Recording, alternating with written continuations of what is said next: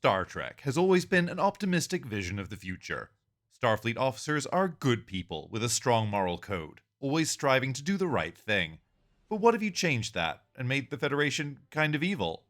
Let me tell you the story of Section 31 and how it ruined Star Trek. We've grown out of our infancy. Star Trek's future is a utopia. It's a post-scarcity society populated by altruistic people who take their morals and their principles very seriously. It's hopeful, it's inspirational, it's humanity as we might wish ourselves to be on our best day. This is what sets it apart from nearly all other space operas and science fiction shows, and it's the driving force behind a lot of the storytelling. The first duty of every Starfleet officer is to the truth, whether it's scientific truth, or historical truth, or personal truth. Many episodes revolve around ethical and moral dilemmas, situations where doing the right thing isn't easy or obvious. The drama in Star Trek comes from putting our heroes in situations where their high-minded values are challenged, and seeing how they deal with it. I am a man. I am not the overseer. I am a traveler. If our Starfleet officers weren't people of principle serving an enlightened moral government, then these stories don't happen. The characters wouldn't have to agonize over the right thing to do. They'd do what's easy, or self-serving, or expedient. Starfleet doesn't have to be perfect, but it does have to be righteous at its core, and a force for good in the galaxy. And for many years, Star Trek mostly stuck to this as a pillar of their storytelling. That was until the spin-off show Deep Space Nine. Here, they decided to really play around with this and test the limits of the premise.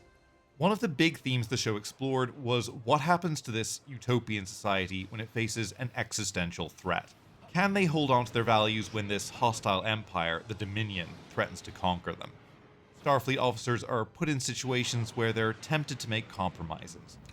There will be some dissenters at first, but they'll fall in line once they realize that strengthening Earth is the first step towards strengthening the Federation. An admiral might conspire to have martial law declared on Earth, suspending freedoms in the name of security.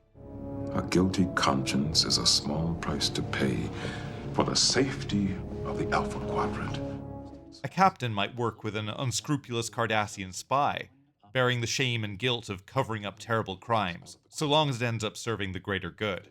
In nearly all these cases, either the moral position wins out in the end, or our heroes are just removed enough from complicity in the heinous act that they can mostly maintain their integrity. It was in the middle of all this where they introduced Section 31. In the show's 6th season, these shady guys play a bunch of mind games with Dr. Bashir. They reveal themselves to be this super secret spy agency, led by a guy called Sloan. He wears all black leather. He appears and disappears like he's Batman. And he walks around with this smug air of untouchability. Section 31 topple governments, perform assassinations, all in the name of protecting the Federation and advancing its interests. If you knew how many lives we've saved, I think you'd agree that the ends do justify the means. This is dangerous territory, but DS9 skirts this line just about perfectly. We're told these guys aren't part of Starfleet in any meaningful way. They've been around since the birth of the Federation as rogue operators, acting totally independently and answering to no one. Section 31 was part of the original Starfleet Charter. But that was 200 years ago. Are you telling me you've been working on your own ever since? So the premise of our whole Star Trek universe is left relatively intact. Section 31 are also unambiguously positioned as villains, as antagonists. From their very first appearance, our heroes find them repugnant and are intent on taking them down. The DS9 crew represent what the Federation truly stands for, in opposition to this warped shadow version of itself. It even neatly dovetails into the bigger plot lines of the series. Section 31 are later revealed to be behind a virus that's killing the changelings who run the Dominion. But our heroes can't abide a genocide, even if it'll win them the war. So they hatch a plan to go directly after Sloan, luring him into a trap. And when Bashir finally gets the drop on him, it's beautiful. As Sloan realizes he's been outfoxed, the swagger diminishes. He threatens, he bribes, he begs. Sloan was an untouchable villain, and to see him brought low and get his comeuppance is really satisfying. And that's pretty much the last we see of them. They're brought back briefly in the tail end of the prequel show Enterprise. Reread the Charter, Article 14, Section 31. There are a few lines that make allowances for bending the rules during times of extraordinary threat. And here it's further reinforced that these guys aren't the Federation. They were around before it even existed. A dark shadow of humanity's past. A challenge to its brighter future. Now, in 2009, Star Trek came back after several years in the wilderness. A lot of people call it New Trek. And New Trek loves Section 31. They folded it back in for the second movie, Into Darkness. But things were a little different. Before, Section 31 was independent. There was a top-secret branch of Starfleet designated Section 31. Now it answers to the Admiral who runs Starfleet. Almost like they're a part of Starfleet. But all these movies take place in another timeline, so they don't really count, right? Nothing to worry about. 2017 was Trek's grand return to television. This time they were going for a tone that was a little darker and edgier than what came before. There were lots of shootouts, fistfights, people die left, right, and center. Starfleet officers drop F-bombs. Sure enough, it was only a matter of time before they too brought back Section 31. They're still going around doing all that shady spy stuff, violating all of Starfleet's rules and principles. But this version of Section 31 is very different to what we saw in Deep Space Nine. Here, Section 31 is not a secret organization. Everyone knows about them. I'm heading up Section 31. Well, you were always more comfortable in the gray areas, my friend. And now they're very explicitly part of Starfleet. They wear custom black Starfleet badges, so you know who they are at a glance. They take orders from admirals, so they're part of the chain of command. And what's worse, our heroes aren't anywhere near as repulsed by them as they were in Deep Space Nine. Sure, there's some misgivings, but people like Captain Pike, Ash Tyler, and Admiral Cornwell all treat them as this necessary evil. I'll try to remember that my path is sometimes clearer than yours. I know they act in gray areas. And I know they're dedicated people, trying to keep you and every other part of the Federation safe. Section 31 may not be the shining beacon of righteous conduct you want it to be, but they are a critical intelligence division. So, Section 31 now acts openly, is part of Starfleet, and most people are pretty much okay with it. This shift was immensely damaging to the foundations of Star Trek. Before, a Starfleet character could talk about morals and ethics, and the viewer could take it seriously, maybe even find it inspirational. Now, they just seem like a bunch of hypocrites. And sure, maybe that reflects real life. But the whole point of Star Trek is it's meant to depict an optimistic future, where people are better than that. Not content with all this, Star Trek Discovery links up their Section 31 story with one of their worst new characters. So, Star Trek has this mirror universe. It's a brutal place, where there's usually an aggressive, violent, alternate version of everyone we know from the regular universe. Discovery's Michael Burnham finds out that her old mentor, Captain Georgio, has a mirror counterpart, the tyrannical Empress Georgio of the Terran Empire. Now, Michelle Yeoh is a great actress, but this is a terrible character. I describe her as cartoonishly evil. She's wiped out whole races on a whim, a war criminal a million times over. She kills her own minions without a second thought. She even eats people. They're aliens, not humans, but I want to call this cannibalism. And this isn't someone in a tough situation acting out of necessity. Empress Georgiou takes great joy as she revels in her cruelty. Her own lieutenants ultimately turn on her and are on the verge of staging a coup. But that's when Burnham decides to rescue her, taking her back to the Prime Universe. On your knees, slave? Now, this is an entirely different person to the Georgiou she knows. Burnham's decision to save her basically boils down to Empress Georgiou looking like someone she knows. When they get back, Burnham even laughably suggests that Starfleet should give Space Hitler asylum. The Emperor narrowly escaped a violent revolution. She deserves political asylum. But at this particular moment, the Federation has its own problems. Their war with the Klingons is going badly, and they're on the verge of utter defeat.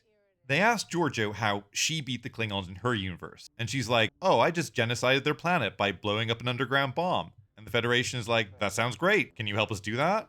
So Starfleet lets Space Hitler assume the identity of her dead doppelganger, which itself is pretty morally reprehensible, puts her in charge of Discovery, and sends her off to nuke the Klingons for them. We do not have the luxury of principle. That is all we have, Admiral.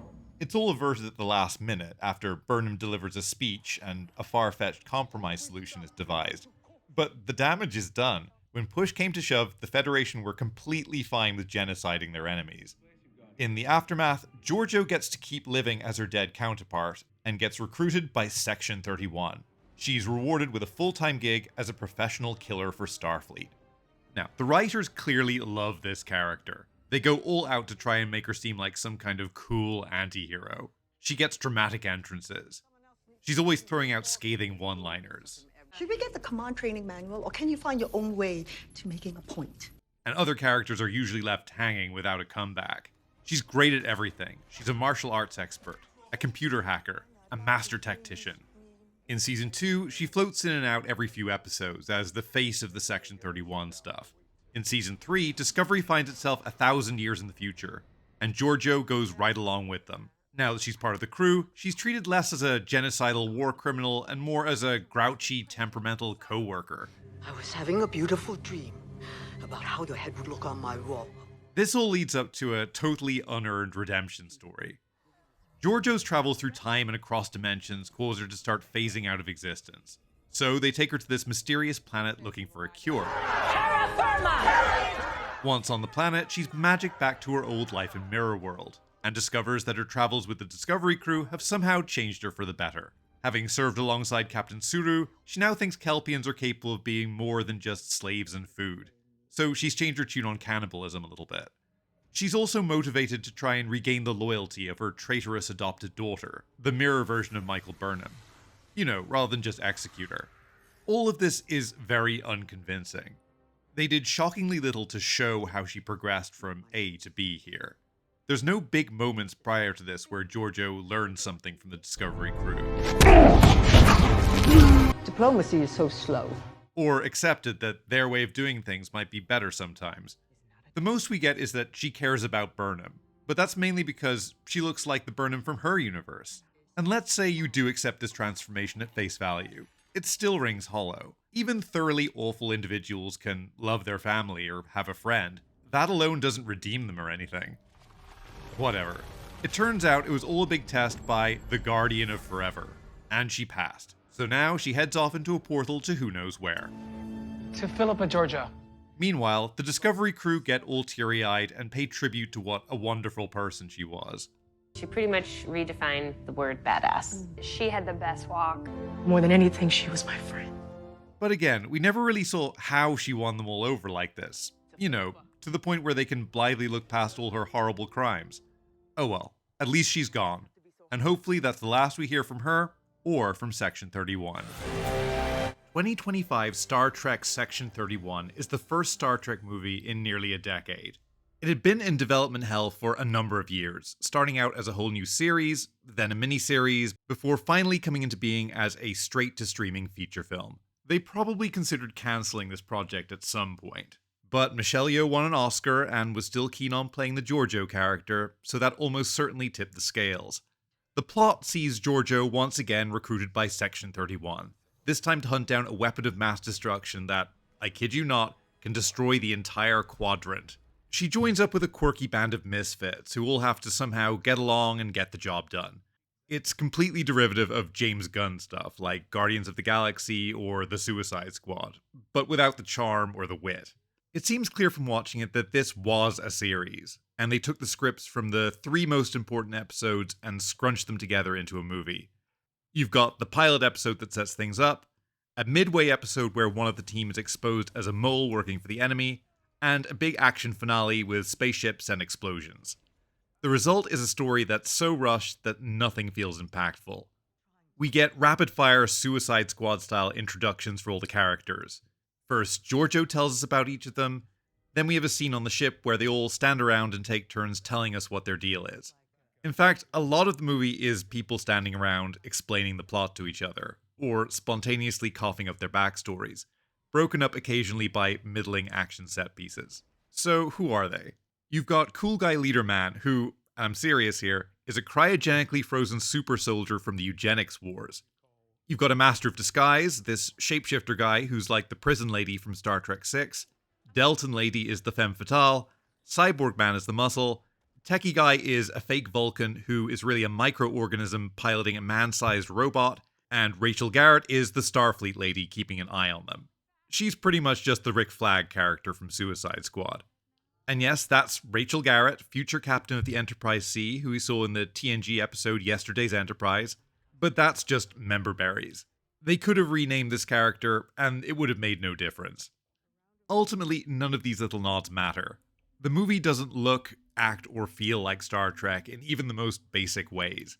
The older shows, while production-wise they are of their time, there's a certain theatricality to the performances, an avoidance of contemporary music and slang that gives them a sort of timeless quality.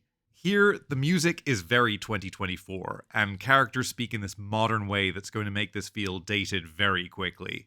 Chaos is my friends with benefits. Love that for us. Magnification 4, Hal. Groovy, baby. How the hell do you know that, boy? Totally radical. Anyway, once the plot gets moving, we suddenly get the who's the mole, find the traitor subplot. Again, we've had no time to get to know any of these people, so it's hard to care about the betrayal. It also doesn't help that they treat the audience like dummies. They give us all the information to figure it out way too early. 99% of the audience will know who the traitor is well before the team figure it out. And once they catch up, they spend another 5 minutes needlessly explaining it to us. It's really dumb. Now, all of that said, if you took this movie as its own thing, it's harmless trash. You'd forget you saw it 5 minutes after the credits roll. The Sci-Fi Channel has turned out countless shows about misfit space mercenaries, and this is virtually indistinguishable from any of them.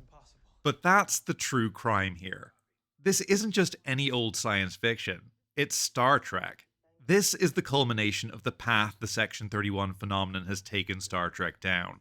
The people behind this, the people who run the franchise, were determined to make an action movie about amoral anti-heroes in space.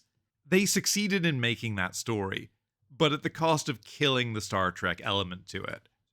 A classic Trek show would have taken the opportunity to once again examine the idea of whether the ends justify the means. This movie isn't interested in such questions. It wants explosions, and it wants quips. If you took a TNG story and you changed things just enough to avoid copyright infringement, it would still be unmistakably Star Trek. What they've managed to do here is the opposite. Switch transporters for shuttles and change the names of the aliens, and this could be Star Wars. This could be a Sci-Fi Channel original series. This could be anything. They finally expunged everything that made Star Trek special. What's left is a Star Trek story that's so derivative of other things, so removed from the familiar aesthetic, and so divorced from the core values of the series, that it may as well not be Star Trek at all. But what do you think? Is there a way of doing this Section 31 stuff without breaking Star Trek? How would you get the franchise back on track? Let me know in the comments. That's all for this one. I'll be seeing you.